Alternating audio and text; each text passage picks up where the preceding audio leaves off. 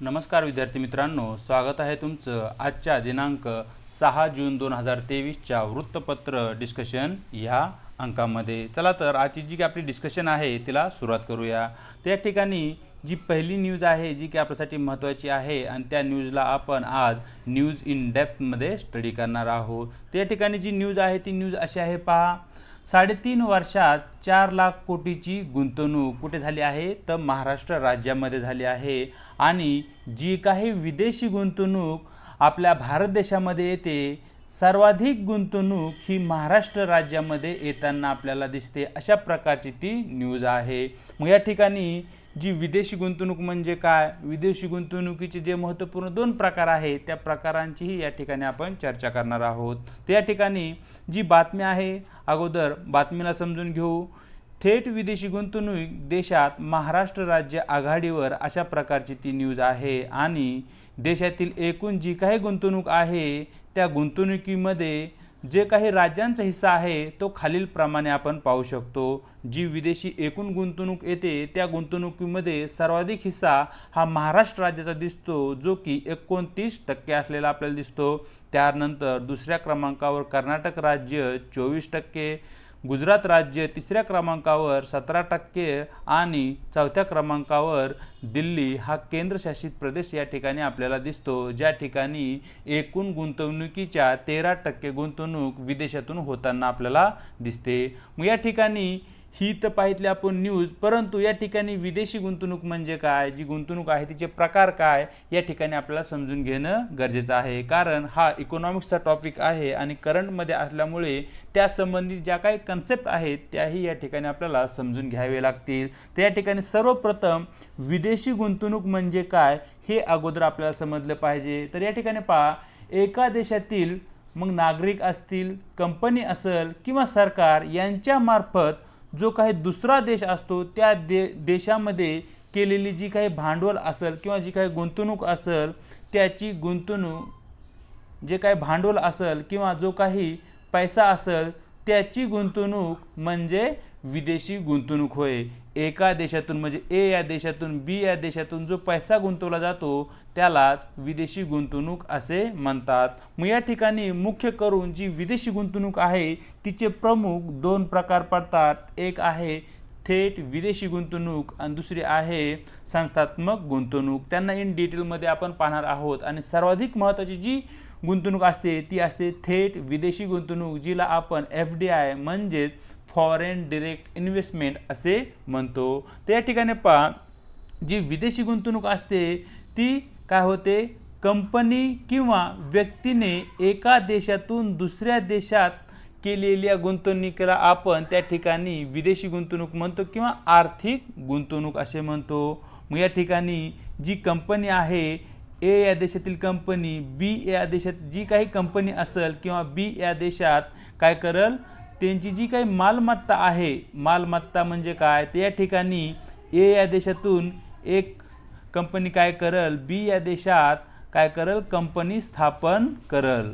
म्हणजे या ठिकाणी काय करेल, मालमत्तेची निर्मिती होईल, म्हणजे त्या ठिकाणी कार्य करण्यासाठी कामगार लागतील, त्याचप्रमाणे या ठिकाणी उत्पादन होईल, म्हणजे या ठिकाणी ॲसेट क्रिएट केली जाते, म्हणजे या ठिकाणी मालमत्तेची निर्मिती होते। आणि FDI मध्ये काय होते, जी गुंतवणूक होते त्या ठिकाणी मालमत्ता निर्माण होताना या ठिकाणी आपल्याला दिसते। त्याचप्रमाणे FDI मध्ये गुंतवलेले जे काही परदेशी कंपन्या आहेत त्या इतर देशांच्या दैनंदिन कामकाजात थेट सहभागी होतात। म्हणजे जर USA ने जर भारतामध्ये गुंतवणूक केली तर भारतामध्ये जी काही कंपनी आहे त्यांची, त्या कंपनीमध्ये जे काही कार्य चालले आहे त्या कार्यामध्ये थेट त्यांचा सहभाग त्या ठिकाणी असतो।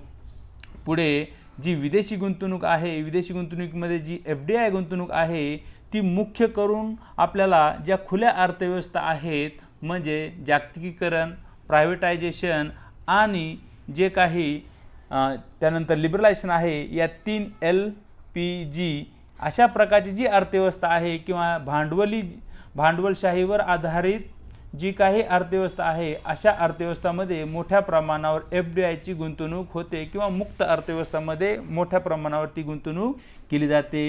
या ठिकाणी भांडवली गुंतवणुकीबरोबरच FDI मध्ये व्यवस्थापन आणि तंत्रज्ञान या ज्या सेवा आहेत या सेवांमध्येही मोठ्या प्रमाणावर या ठिकाणी या गुंतवणुकीचा सहभाग होताना आपल्याला दिसतो. जर या ठिकाणी आपण FDIची मुख्य वैशिष्ट्ये पाहिली तर यामध्ये एक आहे प्रभावी नियंत्रण स्थापित करणे आणि दुसरं आहे परदेशी व्यवसायाचे निर्णय घेणे. म्हणजे या ठिकाणी ज्या एका पर्टिक्युलर देशामध्ये तुम्ही कंपनी स्थापन केली आहे त्या कंपनीवर तुमचं प्रभावी नियंत्रण असतं, म्हणजे ती कंपनी तुम्ही नियंत्रित करू शकताय. आणि त्याचबरोबर जी कंपनी तुम्ही इतर देशामध्ये स्थापन केली आहे त्या कंपनीमध्ये जो काही उत्पादन होते किंवा जे काही सेवा पुरवल्या जातात त्या ज्या सेवा आहेत त्यांचा जो व्यवसाय आहे तुम्हाला त्या देशांतर्गतच करायचा आहे का विदेशांतर्गत करायचा आहे किंवा विदेशात करायचं आहे अशा प्रकारचं स्वातंत्र्य त्या ठिकाणी तुम्हाला असतं. त्याचबरोबर जे FDI आहे त्याचे विविध प्रकारही केले जाऊ शकतात, जसं की दुसऱ्या देशात उपकंपनी किंवा सहयोगी कंपनी स्थापन करून किंवा परदेशी कंपनीसोबत विलिनीकरण किंवा संयुक्त उपक्रम सुनिश्चित करून. आता FDI मध्ये काय होतं, फॉर एक्झाम्पल A नावाचा देश आहे आणि B नावाचा देश आहे. मग A नावाच्या देशामध्ये Y नावाची कंपनी आहे आणि B नावाच्या देशामध्ये Z नावाची कंपनी आहे. मग या ठिकाणी A नावाच्या देशामध्ये जी Y नावाची कंपनी आहे ती काय करणार आहे, B नावाच्या देशातील Z नावाची जी कंपनी आहे त्या कंपनीमध्ये त्यांना इन्व्हेस्टमेंट करायची आहे किंवा त्या ठिकाणी ते दुसरी कंपनी स्थापन करू शकताय किंवा ऑलरेडी जर त्या ठिकाणी एखादी कंपनी असेल तर त्या कंपनीसोबत तो सहयोगी प्रकल्पही त्या ठिकाणी उभारू शकता किंवा संयुक्त उपक्रम त्या ठिकाणी चालवू शकताय. मग अशा प्रकारे विविध ऑप्शन FDI मध्ये असतात आणि त्या ऑप्शनचा वापर करून काय केली जाते, एक देश दुसऱ्या देशामध्ये एक कंपनी दुसऱ्या देशामध्ये काय करू शकते, इन्व्हेस्टमेंट करू शकते. मग या ठिकाणी जो FDI आहे फॉरेन डायरेक्ट इन्व्हेस्टमेंट तो निर्धारित करणारे घटक कोणते, म्हणजे एखाद्या देशामध्ये जर FDIची गुंतवणूक जास्त होत असेल तर मग ते कोणत्या घटकाकडून निर्धारित केले जाते, कोणते घटक चांगले असतात की ज्यामुळे एका देशातून दुसऱ्या देशामध्ये FDIची गुंतवणूक ही जास्त होईल. यामध्ये नंबर 1 जे आहे ते सरकारी धोरण. जर FDIच्या गुंतवणुकीला सरकारी धोरण पूरक असेल, त्या ठिकाणी सरकार FDI गुंतवणुकीला जर प्रोत्साहन देत असेल आणि त्या प्रकारच्या सुविधा त्या ठिकाणी जर पुरवल्या जात असतील तर त्या देशामध्ये FDIची जी गुंतवणूक आहे ती जास्त होईल. त्याचप्रमाणे इतर देशांमधून जी कंपनी दुसऱ्या देशामध्ये प्रवेश करणार आहे किंवा उत्पादनाचे जे काही कार्य करणार आहे ते कार्य करण्यासाठी नियम कशा प्रकारचे आहेत, म्हणजे नियम सोयीचे आहेत काय. त्याचबरोबर एक कंपनी दुसऱ्या कंपनीमध्ये विलिनीकृत होणार असेल किंवा दोन कंपन्याचं जर या ठिकाणी एकत्र येणार असतील किंवा एक कंपनी दुसरी कंपनी विकत घेणार असेल तर ती जी प्रोसेस आहे, ती जी प्रक्रिया आहे ती साधी सरळ आहे का किंवा त्या प्रक्रियेला कमी कालावधी लागत जर असेल तर अशा ठिकाणी मोठ्या प्रमाणावर FDI गुंतवणूक होताना दिसते. त्याचबरोबर राजकीय, आर्थिक आणि सामाजिक क्षेत्रामध्ये जर स्थिरता असेल, स्टॅबिलिटी असेल तर त्या ठिकाणीही मोठ्या प्रमाणावर गुंतवणूक होताना दिसते. जर या ठिकाणी आपण अफगाणिस्तान आणि भारत या दोन देशात जर उदाहरण घेतलं तर या ठिकाणी आपल्याला माहिती आहे की या ठिकाणी तालिबान आणि सरकारमध्ये सत्तेसाठी संघर्ष आहे, म्हणजे या ठिकाणी राजकीय अस्थिरता आहे. त्याचबरोबर या ठिकाणी जी आर्थिक परिस्थिती आहे ती हालाकीची असलेली दिसते, कारण या ठिकाणी मोठ्या प्रमाणावर गरिबी आहे. याचा अर्थ या ठिकाणची जी काही लोक आहेत ते जास्त उत्पादनाची मागणी करणार नाहीत, म्हणजे या ठिकाणी उत्पादन करण्यास कमी वाव आहे. आणि या ठिकाणची असणारी सामाजिक परिस्थिती म्हणजे समाजामध्ये महिलांचे स्थान काय आहे, त्याचबरोबर जी सामाजिक सौहार्द आहे ते कशा प्रकारचं आहे, हे सर्व फॅक्टर त्या देशामध्ये गुंतवणूक किती प्रमाणात येईल हे निर्धारित करण्याचं कार्य करतात. त्याचबरोबर जो परदेशी देश किंवा ज्या कोणत्या देशामध्ये FDIची गुंतवणूक होणार आहे त्या देशामध्ये FDIची गुंतवणूक यावी म्हणून कोणकोणते उपक्रम, कोणकोणते प्रोजेक्ट सरकारने सुरू केले आहे, त्या ठिकाणच्या पायाभूत सुविधा कशा आहेत, त्या ठिकाणी वीज वगैरे या ज्या सुविधा महत्त्वपूर्ण असतात एखाद्या उद्योगाच्या वाढीसाठी त्या आहेत का नाही, या सर्व घटकांची चर्चा त्या ठिकाणी केली जाते. त्याचबरोबर एक देश दुसऱ्या देशाबरोबर जागतिक ट्रेड ॲग्रीमेंट करत असतो किंवा जागतिक व्यापारी करार करत असतो. मग जर अमेरिका आणि भारतामध्ये जर व्यापारासंबंधी करार झाला असेल तर या ठिकाणी अमेरिकेमधून भारतामध्ये किंवा भारतामधून अमेरिकेमध्ये मोठ्या प्रमाणावर FDIच्या अंतर्गत गुंतवणूक होऊ शकते। त्याचबरोबर व्यापाराचे जे राजकारण आहे ते राजकारण कशा प्रकारे या ठिकाणी वापरले जाते त्यावरही काय होते, जी FDIची गुंतवणूक आहे ती एका देशामध्ये किती प्रमाणात होईल हे निर्धारित होतं। या ठिकाणी आहे टेरिफ आणि नॉन टेरिफ बॅरियर्स किंवा त्याला अडथळे असे म्हणतात। म्हणजे या टेरिफ म्हणजे काय, तर टॅक्स। फॉर एक्झाम्पल एका देशामधून दुसऱ्या देशामध्ये मालाची निर्यात होत आहे, यावर जर टॅक्स जास्त लावला तर त्या मालाच्या किमती जास्त होतील, किंवा दुसऱ्या देशातून जर आपण एखाद्या वस्तूची आयात करत असू तर या ठिकाणी जर त्या आयातीवर जो टॅक्स आहे, जो कर आहे तो जर मोठ्या प्रमाणावर लावला तर त्या ठिकाणी त्या वस्तूच्या ज्या काही किमती आहेत त्या किमती वाढतील, आणि एकदा का वस्तूच्या किमती वाढल्या तर ग्राहकाकडून अशा वस्तूंना जी मागणी आहे ती कमी होईल। परिणामी कंपनीचे जे काही उत्पादन आहे त्याचं जे काही योग्य रिटर्न आहे ते या ठिकाणी त्यांना भेटणार नाही। आणि त्यानंतर आहे खाजगी धोरण। म्हणजे या ठिकाणी जे सरकार आहे, सरकारच्या हातात औद्योगिक संस्था आहेत का, या ठिकाणी खाजगी क्षेत्राला किती वाव आहे, असे काही जे घटक आहेत ते काय करतात, हे निर्धारित करण्याचं कार्य करतात की एका पर्टिक्युलर देशामध्ये, एका पर्टिक्युलर भागामध्ये किंवा एका पर्टिक्युलर क्षेत्रामध्ये जी FDI गुंतवणूक आहे ती किती आणि कशा प्रमाणात होईल। यानंतर नंबर 2चा जो प्रकार आहे तो आहे विदेशी संस्थात्मक गुंतवणूक, ज्याला FII म्हणजेच फॉरेन इन्स्टिट्यूशनल इन्व्हेस्टमेंट असे म्हणतात।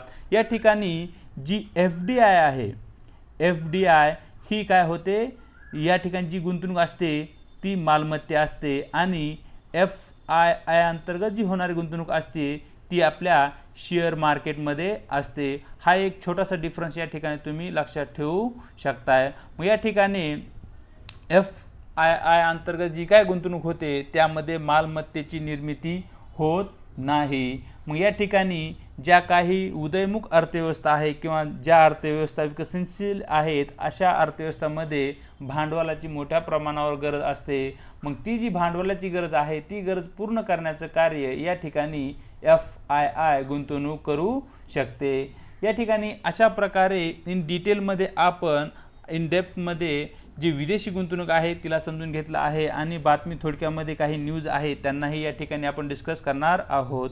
तर न्यूज अशी आहे पहा, केंद्रीय शिक्षण विभागाकडून राष्ट्रीय संख्यात्मक क्रमवारी जाहीर, IIT मुंबईला या ठिकाणी 4थे स्थान देण्यात आले आहे, अशा प्रकारची एक न्यूज आहे। म्हणजे या ठिकाणी जे केंद्रीय शिक्षण विभाग आहे यांच्याकडून काय केलं जातं, भारतामध्ये जे विद्यापीठ आहेत किंवा ज्या शिक्षण संस्था आहेत यांना त्यांचा क्रम दिला जातो। म्हणजे त्यांच्या गुणवत्तेनुसार किंवा त्यांच्या क्वालिटीनुसार त्यांना पहिला क्रम, दुसरा क्रम अशा प्रकारे दिला जातो। त्या ठिकाणी IIT मद्रासला अव्वल स्थान देण्यात आले आहे IITमध्ये, आणि डॉक्टर DY पाटील विद्यापीठाला जे की दंतशास्त्रात श्रेणीत 3रे स्थान देण्यात आले आहे। या ठिकाणी तुम्ही विविध श्रेणीमध्ये जी काही अव्वल महाविद्यालय आणि विद्यापीठे आहेत त्यांची लिस्ट तुम्ही या ठिकाणी पाहू शकता। त्या ठिकाणी सर्वसाधारण गटामध्ये IIT मद्रास हे नंबर 1चं संस्था ठरली आहे। विद्यापीठामध्ये भारतीय विज्ञान संस्था जी बंगळुरूला आहे ती पहिल्या क्रमांकाचं विद्यापीठ आहे त्याच्या गुणवत्तेमध्ये। अभियांत्रिकी जर पाहितलं, इंजिनिअरिंग, या ठिकाणी IIT मद्रास पुन्हा नंबर 1ला आपण पाहू शकता। व्यवस्थापन मॅनेजमेंटमध्ये IIM अहमदाबाद हे पहिल्या नंबरचं इन्स्टिट्यूट आहे। महाविद्यालयाचा जर आपण विचार केला, मिरांड हाऊस जे दिल्लीचं महाविद्यालय आहे ते भारतामध्ये सर्वात उत्कृष्ट महाविद्यालय म्हणून गणलं जातं। औषधशास्त्रामध्ये National Institute of Pharmaceutical Education and Research जे हैदराबादला आहे ते पहिल्या क्रमांकाचं आहे। वैद्यकीय जर क्षेत्रामध्ये आपण पाहितलं तर या ठिकाणी अखिल भारतीय आयुर्विज्ञान संस्था नवी दिल्लीला जी आहे ती या ठिकाणी नंबर 1ला आहे। वास्तुशास्त्रामध्ये आणि नियोजनशास्त्रामध्ये IIT रुड़की ही पहिल्या नंबरला आहे। विधीमध्ये भारतीय राष्ट्रीय विधी विद्यापीठ जे की बंगळुरूमध्ये आहे ते पहिल्या क्रमांकावर येताना दिसते। दंतशास्त्रामध्ये Saveetha Institute of Medical and Technological Science जे चेन्नईला आहे ते पहिल्या क्रमांकाला आहे। कृषी आणि जे काही संलग्न क्षेत्र असतील यामध्ये भारतीय कृषी संशोधन संस्था नवी दिल्ली या ठिकाणी आहे ती पहिल्या क्रमांकाला आलेली दिसते। या ठिकाणी सर्वोच्च 10 विद्यापीठ दिले आहेत ते त्यांच्या गुणवत्तेनुसार। यामध्ये नंबर 1 आहे भारतीय विज्ञान संस्था बंगळुरू, हा सर्वाधिक महत्त्वाचा फॅक्ट आहे, तो या ठिकाणी आपल्याला नोट डाऊन करून घ्यायचा आहे। त्यानंतर जवाहरलाल नेहरू विद्यापीठ नवी दिल्ली नंबर 2, नंबर 3ला जामिया मिलिया इस्लामिया विद्यापीठ नवी दिल्ली नंबर 4, जाधवपूर विद्यापीठ कोलकाता, बनारस हिंदू विद्यापीठ वाराणसी यांना एकत्र 4था क्रमांक देण्यात आला आहे। आणि मणिपूर उच्च शिक्षण अकादमी मणिपाल ही या ठिकाणी महत्त्वपूर्ण आहे। जे पहिले 5 हे विद्यापीठ आहेत त्यांचा क्रम या ठिकाणी तुम्हाला लक्षात ठेवायचा आहे। नंबर 1 आहे भारतीय विज्ञान संस्था बंगळुरू, नंबर 2 जवाहरलाल नेहरू विद्यापीठ नवी दिल्ली, नंबर 3 जामिया मिलिया इस्लामिया विद्यापीठ नवी दिल्ली, नंबर 4 जाधवपूर विद्यापीठ कोलकाता, बनारस हिंदू विद्यापीठ वाराणसी आणि नंबर 5 मणिपाल उच्च शिक्षण अकादमी मणिपाल। तर हे महत्त्वपूर्ण फॅक्ट आहेत आणि या ठिकाणी हे जे गट आहेत याकडेही तुम्ही एक नजर मारून घ्यावी किंवा या ठिकाणी तुम्ही काही फॅक्ट हे नोट डाऊन करू घेऊ शकताय। या ठिकाणी जी देशामध्ये सर्वोच्च 10 विद्यापीठ आहेत त्या 10 विद्यापीठामध्ये महाराष्ट्रातून एकही विद्यापीठ नाही आहे। ही एक महत्त्वाची शोकांतिका या ठिकाणी आपण महाराष्ट्र किंवा आपल्या राज्यातील शिक्षण क्षेत्रामध्ये म्हणू शकतो। म्हणजे त्या दर्जाचे विद्यापीठ आपल्याकडे नाही आहेत जे की जागतिक तर सोडाच पण भारतीय विद्यापीठाशी आपण त्यांचं कंपेअर करू शकत नाही। जी पुढची न्यूज आहे बातमी थोडक्यामध्ये या ठिकाणी आपल्याकडे 2 न्यूज आहेत। एक आहे सेवा क्षेत्रात विक्रमी जोम, अशा प्रकारची ती न्यूज आहे। म्हणजे अलीकडच्या 13 वर्षामध्ये जे सेवा क्षेत्र आहे, सेवा क्षेत्रात जो काही वृद्धी दर आहे तो सर्वोच्च आहे, अशा प्रकारची ती न्यूज आहे। आणि हा फॅक्ट या ठिकाणी आपल्यासाठी महत्त्वाचा बनतो।